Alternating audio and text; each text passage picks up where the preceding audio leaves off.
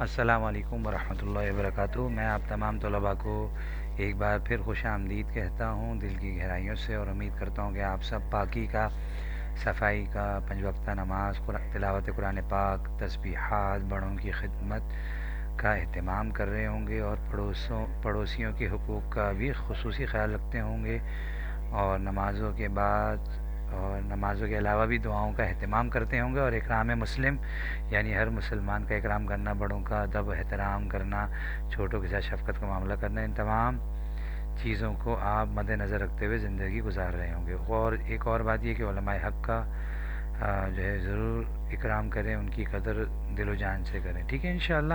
آج مضمون اردو میں ہم مضمون عنوان لیاقت علی خان، جس کا ہم نے ایک سبق بھی باقاعدہ پڑھا ہے مکمل، اس مضمون جو ہم آج اردو قواعد میں مضمون عنوان لیاقت علی خان کو انشاءاللہ ہم پڑھیں گے، سمجھیں گے، اور انشاءاللہ پھر اس کو اپنی کاپی میں جو ہے نا نہایت عمدگی سے تحریر کریں گے، جزاکم اللہ خیرہ۔ اور اس کی اکثر باتیں آپ کے ذہن میں ہوں گی۔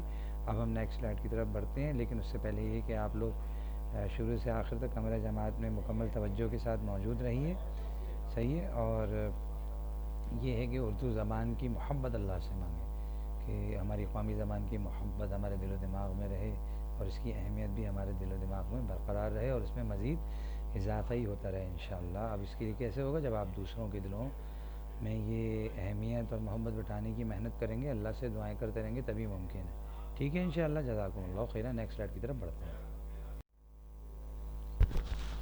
پیارے بچوں، مضمون عنوان لیاقت علی خان، مضمون عنوان لیاقت علی خان کے ابتدائی جو دو جملے ہیں وہ آپ لوگ جو ہے اسکرین پر دیکھ رہے ہیں ماشاءاللہ۔ آپ اس کو سنیے بھی، بخوبی سنیے کہ لیاقت علی خان سن 1895، لیاقت علی خان سن 1895 کو کرنال میں پیدا ہوئے، کرنال میں پیدا ہوئے۔ لیاقت علی خان سن 1895 کو کرنال میں پیدا ہوئے۔ نمبر دو جو پوائنٹ ہے اس مضمون سے متعلق، آپ آل انڈیا مسلم لیگ کے سیکرٹری تھے، آپ آل انڈیا مسلم لیگ کے سیکریٹری تھے، جن کو یعنی جن کی قابلیت و فرض شناسی کو دیکھ کے قائد اعظم نے جو ہے آپ کو اپنا سیکرٹری بھی مقرر کیا تھا۔ لیکن اس کے علاوہ ایک بات غور سے سنیے کہ آپ آل انڈیا مسلم لیگ کے سیکرٹری بھی تھے، یہ دوسرا جو ہے عہدہ ان کے پاس تھا، ٹھیک ہے۔ اور وجہ کیا تھی؟ ان کی فرض شناسی اور قابلیت اور ان کی ہارڈ ورکنگ، ٹھیک ہے، بھرپور محنت، انتھک محنت، ٹھیک ہے بیٹا۔ آپ آل انڈیا مسلم لیگ کے سیکرٹری تھے، جزاکم اللہ خیرہ۔ نیکسٹ سلائیڈ کی طرف بڑھتے ہیں۔ اچھا، جناب لیاقت علی خان صاحب سے متعلق جو اہم باتیں ہیں وہ اس مضمون میں موجود ہیں، جو سبق میں تو بہت وضاحت سے آئی تھی، ٹھیک ہے، لیکن جب ہمیں مضمون لکھنے کو کہا جاتا ہے تو ہمیں کم از کم 10 یا 8 باتیں جو ہے ہمارے ذہن میں، ہمارے اذہان میں ہونی چاہیے، جس کو ہم بخوبی لکھ سکیں، لیکن وہ معلومات درست ہونی چاہیے، مکمل ہونی چاہیے، یاد رکھیں، درست اور مکمل ہونی چاہیے۔ اچھا، نمبر 3 جملہ یہ ہے، اس مضمون کا پوائنٹ یہ ہے کہ آپ کا سلسلہ نسب، یعنی آپ کے خاندان کا سلسلہ نسب ایران کے مشہور بادشاہ، ایران کے مشہور بادشاہ نوشیروان عادل سے ملتا ہے، نوشیروان عادل سے ملتا ہے۔ یہ وہی ہیں جن کا ذکر سبق دیانتداری میں ہوا تھا کہ آپ کا سلسلہ نسب ایران کے مشہور بادشاہ نوشیروان عادل سے ملتا ہے۔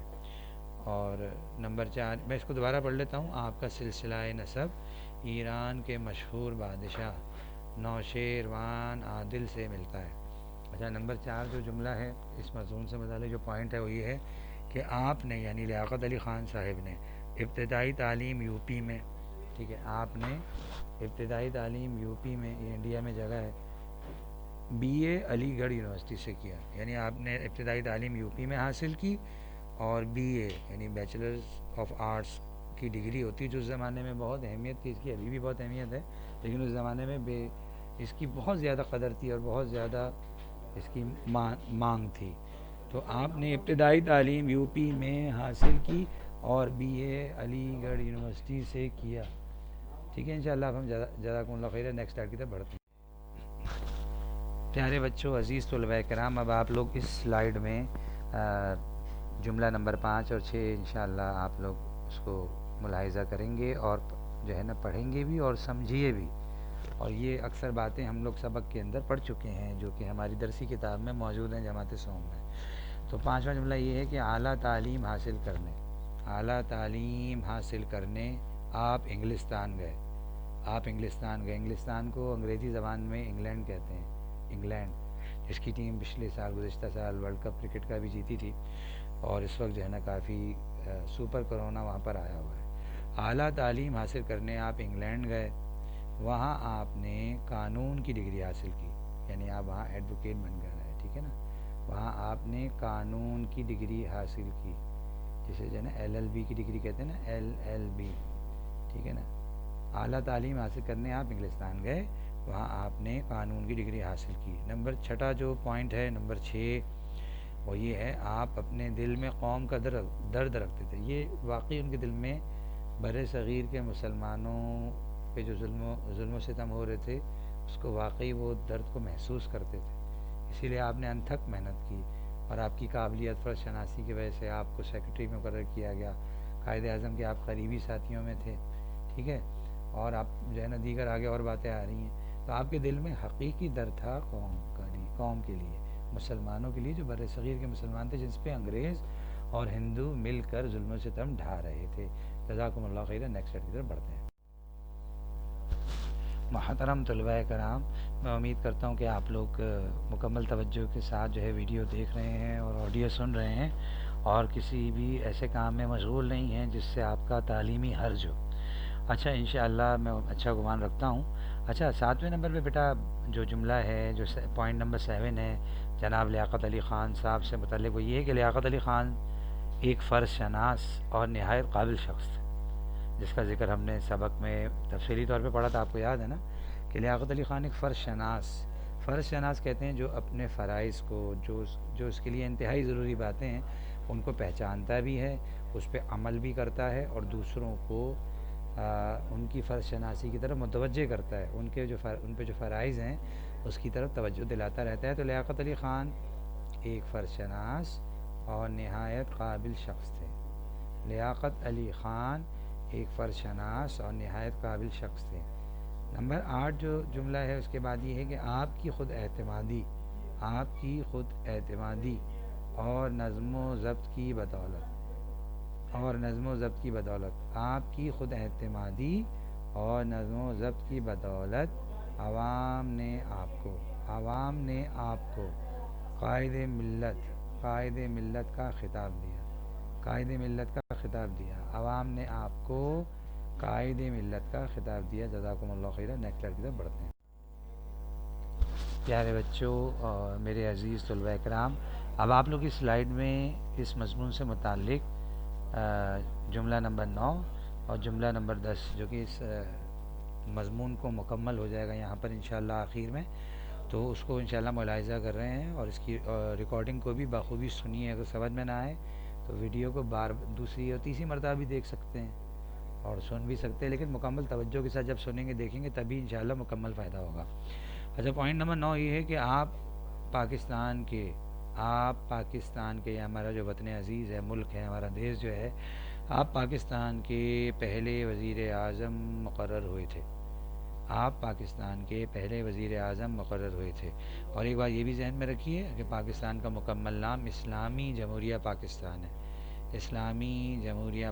ہے. آپ پاکستان کے پہلے وزیر اعظم مقرر ہوئے تھے.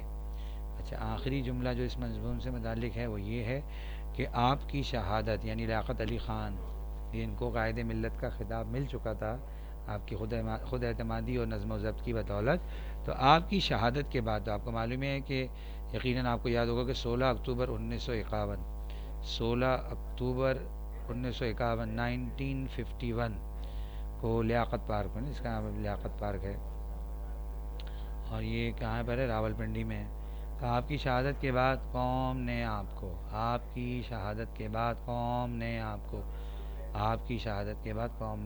شہید ملت کا خطاب دیا. آپ کی شہادت کے بعد قوم نے آپ کو شہید ملت کا خطاب دیا. جزاکم اللہ خیر. اب ہم تفویض کار کی طرف بڑھتے ہیں جو لاسٹ سلائیڈ ہے. اچھا بچوں، آج کا جو تفویض کار ہے، یعنی 28 دسمبر کو جو آپ کو تفویض کار دیا جا رہا ہے وہ یہ ہے، جسے ہم گھر کا کام کہتے ہیں، تفویض کار، ہوم ورک، کہ اس مضمون کو آپ نے نہایت عمدگی سے ایک جملے کو مکمل طور پہ لکھنے کے بعد جو ہے وہ ایک ایک لائن چھوڑ کے، یعنی 2 صفحات پر مشتمل، آپ نے ایک صفحے پہ 5 جملے، دوسرے صفحے پہ 5 جملے، اس طرح لکھ کر 2 صفحوں پہ نہایت عمدگی سے اس مکمل مضمون کو لکھنا ہے، اور فہرست میں اس کو لکھنا ہے، فہرست بھی مکمل کرنی ہے آپ نے۔ اور یہ ہے کہ نہایت عمدگی سے، اور ٹائٹل پیج جو بچے بنانا چاہیں تو ضرور بنائیں، اور اس کے ساتھ تصویری کام بھی کر لیجئے، ٹھیک ہے انشاءاللہ۔ جزاکم اللہ خیر، السلام علیکم ورحمۃ اللہ وبرکاتہ۔